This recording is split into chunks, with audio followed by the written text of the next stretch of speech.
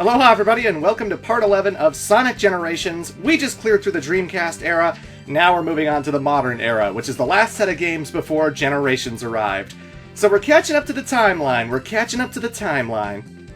If you've never played the 3DS version of the game before, this first zone might surprise you quite a bit. It's Water Palace. Water Palace is a zone from Sonic Rush, a 2005 Sonic the Hedgehog game that was released for the Nintendo DS. That makes it a handheld Sonic game. We're playing a handheld Sonic game's level in Sonic Generations. What the hell? Up to this point, on both the console and 3DS versions of this game, we've been playing console-type games, you know? Like Chemical Plant, Casino Night in Sonic 2, that's all from the console version. That's not from the Game Gear version. Sonic and Knuckles, so Sonic Adventure games, Sonic Heroes, those are all console-type experiences. So when I was playing the 3DS version of Sonic Generations for the first time, I was totally not expecting to see any kind of Sonic Rush representation, any kind of handheld representation by the time I was entering my third era. And when I saw this, I was just like, whoa, whoa, whoa, whoa, whoa. We could have been having handheld levels this entire time? We could have been playing through Bridge Zone in Sonic 1? We could have been playing through Sunset Hill and Sonic Triple Trouble? Music Plant from Sonic Advance 2! How great would it have been to play through an updated version of Music Plant? That would have been amazing! Oh my god! Well, better late than never, I guess. Wow. Sonic Rush! A level from Sonic Rush is here, and oh god. I'm drowning, I need a bubble. I missed it! Guys, the bubble! Oh, Jesus Christ. Please don't sue me for emotional damages because of the traumatizing drowning experience. Here's Johnny! Bye, Johnny. That egg flyer is the only thing blocking your pathway. You have to just destroy him to get rid of that wall, but yeah. Luckily he's only one hit, as it should be. Only special type of enemies deserve multiple hits to be defeated. That's how it should be in these Sonic games, and I stand by that, god damn it. But yeah, folks, this is Water Palace from Sonic Rush, complete with the Hideki soundtrack that is so damn good, and Act 2 has a remix that ain't too shabby. But yeah, it makes me wonder, like, they could have had handheld levels this entire time. What levels from any of the Game Gear games, the Advance games, the DS games, would you have liked to have seen in Sonic Generations? Because, you know, I've already said, like, Music Plant from Sonic Advance 2 would have been incredible. Pirate Island from Sonic Rush Adventure, the final level where Sonic's riding the dolphin and stuff. That was awesome in Sonic Rush Adventure. That would have been awesome in Sonic Generations. And, what could have been... I like this level, Water Palace Act 2, for Modern Sonic, because the boost complements this level quite well. Which is fitting, because Sonic Rush was the first game to introduce the boost. So this is where it all started, folks. This is where, if you don't like the boost gameplay, if you hate that aspect of the newer Sonic games, you have Sonic Rush to blame. You have Sonic Rush to blame for its entirety. Oh, by the way, I know this is pretty late. It's part 11, but in case you're wondering what's on the bottom screen, we are playing this on the 3DS. There are two screens. On the bottom screen is a line that represents the entire level's length and Sonic's position in that level. Like, you're seeing how far along you're going through the level. It also shows your lives counter. It shows how many extra lives you have. And that's what I've been hiding from you this entire time. I don't bother showing it in the gameplay here because our ring count's on top, our boost gauge is on top, our timer is on top. We don't really need to see it, really. So, I'm not one of those people who likes to have both screens on screen at the same time when it's not really necessary. Some 3DS, DS playthroughs do that, where the bottom screen might just be, like, nothing. It might just be an image, and they still feel the need to put it on screen. It's like, well, why? Just, if the top screen is the only thing that's relevant, just keep it at the top screen, you know? So that's how I roll. Except for the results. I show the bottom for the results. But, if you look at the background of Water Palace, it almost looks like you're in Apatos from Sonic Unleashed. Like, if you took a screenshot of this level, it almost seems like a Sonic Unleashed level, just because it seems like Water Palace is really close to Windmill Isle and Apatos from Unleashed. But, who knows? Maybe that's headcanon. in Sonic Team. Anyway, folks, that was the first 3DS stage of the modern era. Now we're going to the console stage of the modern era. It looks like a city. We've had a lot of cities in Sonic Generations so far. Looks pretty dilapidated. Rooftop Run? No. No. It couldn't be. It couldn't be what I think it is, could it?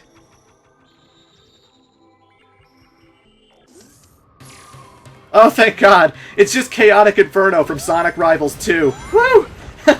We dodged a bullet. I thought we were going to see a whole bunch of Iblis creatures. Oh, God, no. Oh, Lord. Okay, folks, so, this is Crisis City. Crisis City is a stage from Sonic the Hedgehog 2006. You might have heard about this game. You might have heard about this one. I'm not sure. It's one of the most infamous Sonic the Hedgehog titles. It's considered by many to be Sega's biggest botch job. And, it's absolutely the worst Sonic game I've ever played, by far. It's one of the worst games out there. Easily comparable to your Superman 64s, your E.T. the Extraterrestrials. I spent 3 hours raving about how much I hate this thing. You know how much I hate this thing. I'm kind of surprised to see it acknowledged in Sonic Generations. I mean, it should be in game design classes on what not to do when designing a video game, because this game screwed up absolutely everything that could be screwed up in a video game. And to acknowledge it in Generations, even from a story perspective, it doesn't make any sense. At the very end of 06, Sonic blew out the candle that was Solaris, essentially wiping him out from existence. That's why, when Sonic goes to Princess Elise's parade, Dr. Eggman doesn't show up because there's no sun god to get power from. Eggman couldn't hear about a sun god because he doesn't exist anymore. You can't bring him back because he's been erased from all timelines. This level can't happen. Oh, that was bullshit. I clearly jumped on that Iblis bat, and he throws the ball of energy at you from his feet. I should have popped him, no problem. This level's probably real glitchy. Whoa! What the hell happened to that block? Check the timer on the top left. I didn't drop any frames. That thing teleported to the forward and then backward. Well, at least this level's over. Son of a bitch! Ugh! I hate Sonic 06 so much. But seriously. While Sonic 06 is the worst video game I've ever played, and while I don't understand why they would acknowledge this game at all, that's the kind of thing you'd think they'd just be like, don't mention that game, guys. That's not a good thing of Sonic's history. Just let it go. Even Takashi Iizuka said it was non-canon because it completely it screwed up Blaze's backstory. Blaze the cat from Sonic Rush. You know? And, nah, they're going to acknowledge it. They're going to make a level towards it. Why not? But luckily, the Generation stages of Crisis City are absolutely fine. There's nothing wrong with them. The level design is pretty fun. You know, I like Act 1. That was a really fun stage to play through. The musical remixes of Crisis City. I always said Sonic 06 had a good soundtrack. That's something that, you know, most people won't argue with. Sonic 06 had a good soundtrack. The original Crisis City track, I'm not super in love with that track. I don't think the original Crisis City music was that great. But the remixes are incredible. Act 1 and Act 2 are both better than the original track that they're remixing. And, the music here in Crisis City is so damn good.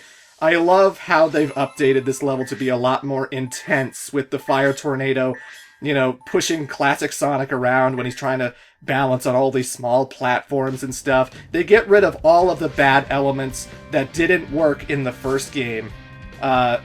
Well, obviously, the design is so much better in Generations. You're not going to have the same problems in this particular Crisis City that you did in the old Crisis City. For one thing, Act 2, when you're playing as Modern Sonic, you don't ride a snowboard. That was a thing in the original Crisis City. You don't ride a snowboard. You know, the whole thing has been completely omitted. Iblis worms sometimes took more than one homing attack to kill, because Sonic 06 was a big fan of multiple homing attacks to kill things. So you don't see any Iblis golems. The Iblis worms take one homing attack to kill, so that it's really speedy and quick. The rail grinding, you don't have to manually jump from one rail to the other rail. You immediately switch by pushing the left bumper and right bumper buttons. Again, it's the actual good control of Generations that saves this level from being awful. And, you know, it was well thought out. This is a good version of a Sonic 06 level. Go figure. This is actually also one of the only times where modern Sonic's 3D platforming seems well thought out. Like, this stuff right here, it's actually really easy to do, to jump from platform to platform. And, you know, the boost gameplay of Sonic Generations Unleashed Colors, it is a little bit more stiff than the adventure games. It is a little bit more stiff than the upcoming game, Sonic Lost World. So, when I played Crisis City and I got to the part where I was platforming and you know, trying to jump over the lava and stuff, I was actually really surprised at how well it worked and how good the control felt in my hand. And you know, I don't think the boost formula is perfect, but when you make level design that complements the boost formula well, you don't notice, you know? You don't notice that the gameplay's not super tight in terms of controls. You notice that, like, hey, this level is designed appropriately good! You know, Crisis City's really fun to play. It's a good stage to play. Even if I hate the original game so much. You know, I'm maturing. I'm 28 years old. I'm pushing 29 in April. I try not to let Sonic 06 bother me much anymore. You know, I built it up throughout my entire Sonic retrospective as early as Sonic 1, my first ever playthrough of Sonic 1, because I wanted people to know where I was coming from of how much this game pissed me off, you know? And I try not to let it bother me, you know? People still tweet about it to me. People still go, hey, this guy likes Sonic 06. What do you think of that, Clement? And I'm just like, I don't care. If you like Sonic 06, whatever. I'll never understand you. You're a weird alien creature to me, but whatever, you know? I don't have ill will towards you. Although if you do say Sonic 06 is a better game than Rise of Lyric, that's when I lose my shit. Rise of Lyric's not a good game. It's a bad game. It's dull, it's forgettable, it's boring. I don't recommend it. If you ask me, should I get Rise of Lyric? No, you shouldn't. But 06 is so much worse! At least you don't have these god-awful Mach speed sections, which I'm not doing this. No.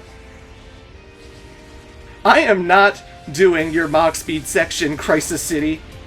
I don't have to keep running. Sonic can stop now, because there's no tornado chasing me, so I'm just gonna skip and hop very slowly to my destination, and I'm not gonna have to deal with your god-awful friggin' slowdown and your god-awful friggin' level design.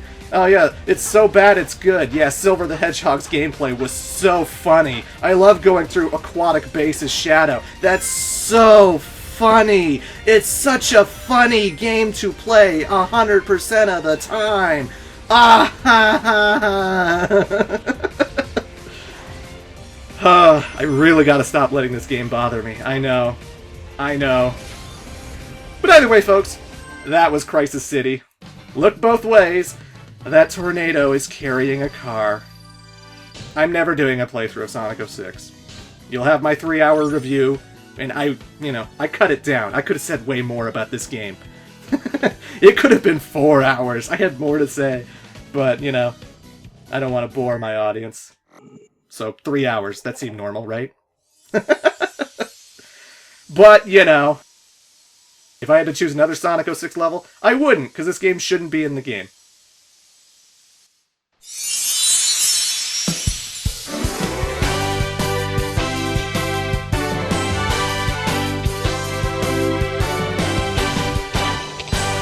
As much as I dislike relying on others, I'm grateful for your aid. The creature was beyond my skills.